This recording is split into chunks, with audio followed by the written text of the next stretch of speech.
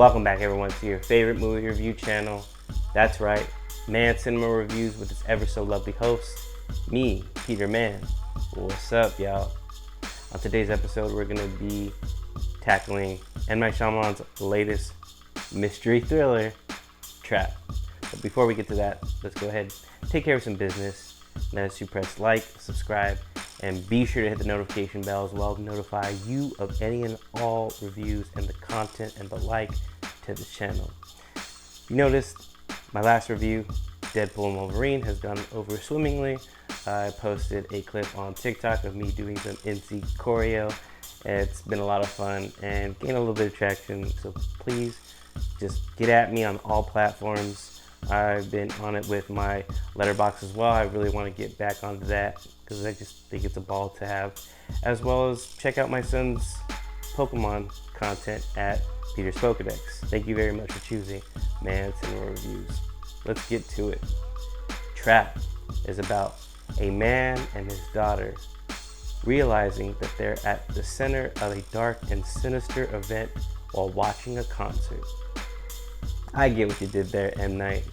M. Night Shyamalan is a celebrated director that just had immediate, massive acclaim with his 1990 film, The Sixth Sense. And he's gone on to do some great work.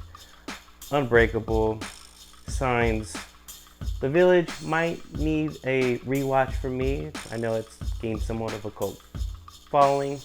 And after that, a little bit of stumbles. And he's kind of reinvented himself time after time. If you are a fan of Lady in the Water or The Happening, that's great. Or maybe you are a big fan of his comeback Split, which I certainly am. I know he's dabbled into sci-fi.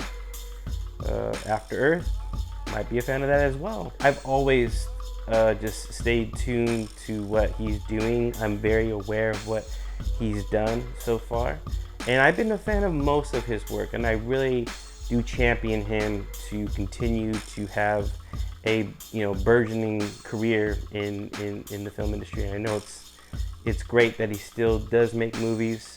How the last movie I did see of his was Old, and that starred Gael Garcia Bernal, and there were things that I liked about that film, and there are certainly things that I just disliked thoroughly because I see the blemishes.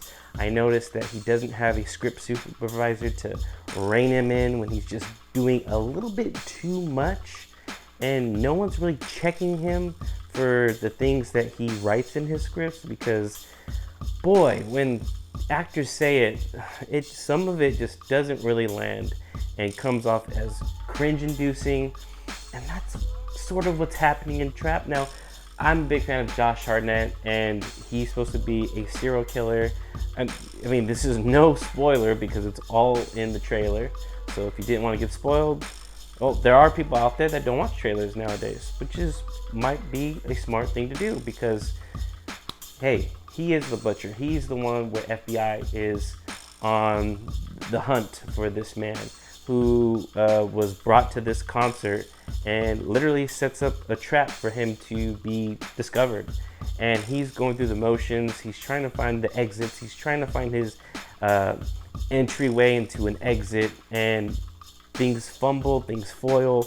But for some reason, this guy just is lucky. This happy-go-lucky looking innocent man taking his daughter to a concert where this superstar, Lady Raven, played by Salika, who happens to be M. Night Shyamalan's daughter, which is great. She's a up-and-coming artist, musical artist. If you're into pop, if you're into smooth R&B, she definitely might be your jam. So you're following them at the concert. He knows that FBI is onto him, so any chance he gets intel. He happens to be in earshot of all the intel that they have on him. When he wants to pull a fire alarm, they're already a step ahead of him, and they know that he's going to cause chaos. He just finds his exit any way he can, by all means necessary, without his daughter finding out that he is secretly a serial killer.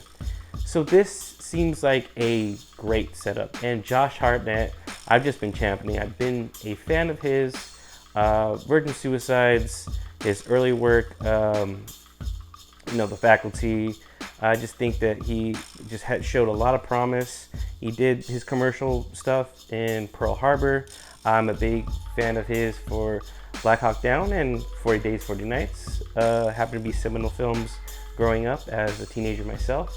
And I did follow Josh Hartnett's work, and I admired a lot of what he did in his career so far. And I'm glad that he's kind of having a renaissance with him being casted in last year's Oppenheimer. Great, he was great in that film. And there's no reason why he couldn't be great in an M. Night Shyamalan film. And I get why Josh Hartnett would want to be in an M. Night Shyamalan film, because again, this is a director that has just been championed for being the master of mystery and thrill and suspense, but we're just never gonna get to the heydays of The Sixth Sense. I had huge problems with Trap. I just couldn't care for the conveniences for a film that's labeled thriller and mystery. It shows its hand so early on that you get it all in the trailer. It's very obvious this guy, can't lose. And so all plans that are foiled, he somehow just gets away with every step, and there are moments where you are caught up in the suspense. Is he gonna get away with it? Is he not? They're on his trail, they're so close, they're literally like within steps of him being in front of their faces. He's serving coffee to them, giving them donuts. This guy just is a happy-go-lucky guy on the outside, knowing that inside eternally he's suffering because he is a sadistic killer. I just wish we saw that dark, sadistic side of him. For a thriller, M. Night Shyamalan forgets to scare us, forgets to be so bold as to give us anxiety-inducing scenes, thrills, suspense, everything so choreographed, down to the choreography of the Lady Raven set. It's great that Russ and Kid Cudi play musical artists featured in the concert. I just feel like this film is doing way too much. Too much cooks in the kitchen, and Night Shyamalan is doing too much. He forgets that he is making a suspense thriller. Somehow, I know that he wrote Stuart Little. For some reason, he wants to add so much levity and almost as a comedy, and almost like wink, wink, nudge, nudge. Hey guys, you in on the fun? You guys having fun? Like, that's my M. Night Shyamalan. You guys having fun? We're not, M. Night. You are just so cookie cutter. You're so safe. And you forget to scare us like you did in the past with The Sixth Sense and films of that nature. Hell, it doesn't have to be scary. Signs, just as a family drama, works. So does Unbreakable with a sci-fi element, superhero element. I just wish you would be so original and breathe new life into a career where I get you're getting older. It's a no-brainer that Josh Hartnett steps into this role. There are things that I liked about it. Okay, he's playing a dad to a daughter that is just admires him and loves him so. So there was a soft spot for me where I did like a lot of the scenes with him and his daughter. Him trying to learn the new slang, crispy. He wants to say that we're extra fried now. I get how cringe-inducing it is to be a dad, and those lines come off so cringe. I get Josh Hartnett wanting to step into this role. I just wish he were served greater material, because this is just a little bit beneath him. And he looks like he's having a lot of fun with it. When we get to his wife, Alison Pill, there is a scene between the both of them that is just a standout scene. I really enjoyed it.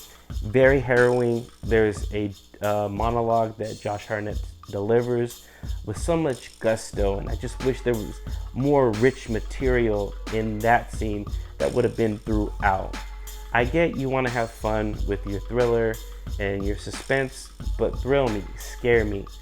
Don't, nudge, nudge, wink, wink at the camera so much, M. Night.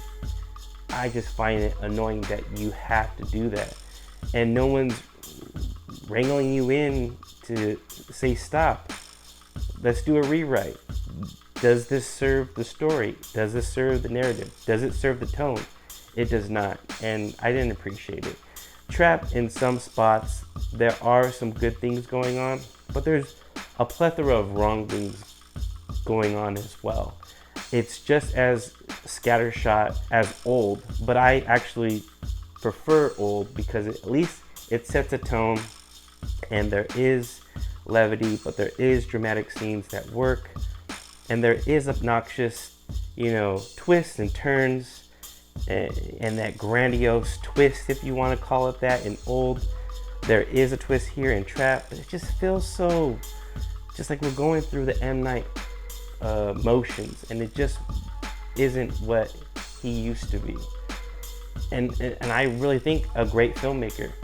At this time, there are films that the setups are great, but he just completely fumbles. Things that I liked about this film immediately get squandered by dumb and inane intentions that M. Night Shyamalan just force feeds his audience.